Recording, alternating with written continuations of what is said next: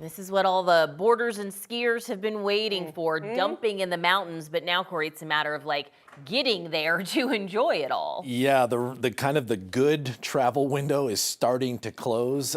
We've it's been snowing all day long. This is going to be the biggest snowstorm of the season so far for the mountains. You can look. This is a live look at the Eisenhower and Johnson tunnels on I-70 right now. Traffic moving up to speed. High traffic volume, but no trouble being reported across the area. You can see the pavement here pretty well, but as we get into the evening hours, it's going to start to really get cold. This is going to start to freeze, and then the heavy snow is going to start to come by about 10 o'clock, 11 o'clock tonight. So the good travel window to get up into the mountains has just about closed. So hopefully you were able to get up there for your weekend, because travel is going to be difficult starting now, going through the midday tomorrow. We have winter storm warnings, all these red areas shaded here for the possibility of up to about 2 feet of snow. In some areas, we may see about 30 inches of snow, and there's going to be strong wind gusts accompanying with these storms as we go through the next about 24 hours. Here's our forecast here. The foothills just got nailed with a storm. They're not going to get as much here. They're going to get a lot of wind. Once you get up to the passes here, we'll start to see those bigger totals. A foot maybe Berthoud Pass, Vail Pass looking really good, 12 to 20 inches. Great storm here probably for Vail, which has kind of been on the lacking side of snow so far this year. 6 to 12 inches coming up, and that's not at the resort, that's down in town. So that's a pretty good total there. Up to the north, we've got some good totals.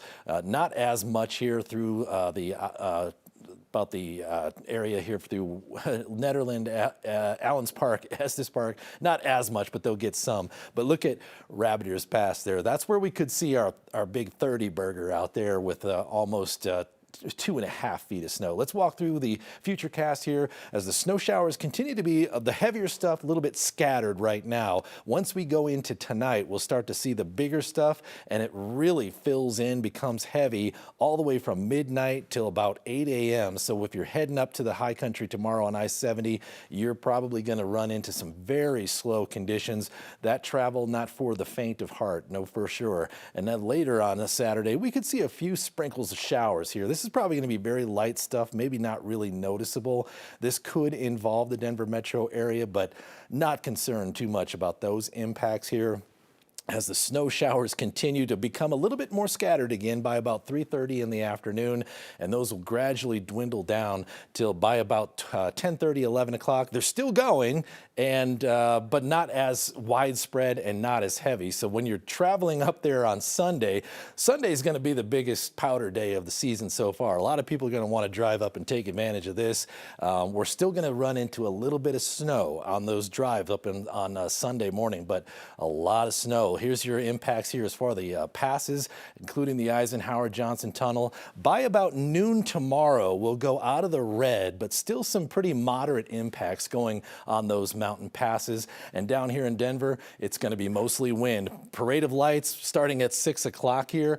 It's going to be cold. It'll be in the 30s. Wind probably still gusting pretty strong, so pretty uncomfortable conditions for that Parade of Lights. The wind is going to be pretty big here in the foothills going through the night into tomorrow morning, 10, 11 o'clock. We've got some very strong wind gusts in the city of Denver and across much of the Front Range. And here we are during the Parade of Lights. We could still see some pretty gusty winds. So that's going to really make it uncomfortable here as we go into the 6 to 7 o'clock, 8 o'clock hours. And that is your Parade of Lights for tomorrow. Chilly on Sunday, and then we start to warm up as we head into the next week.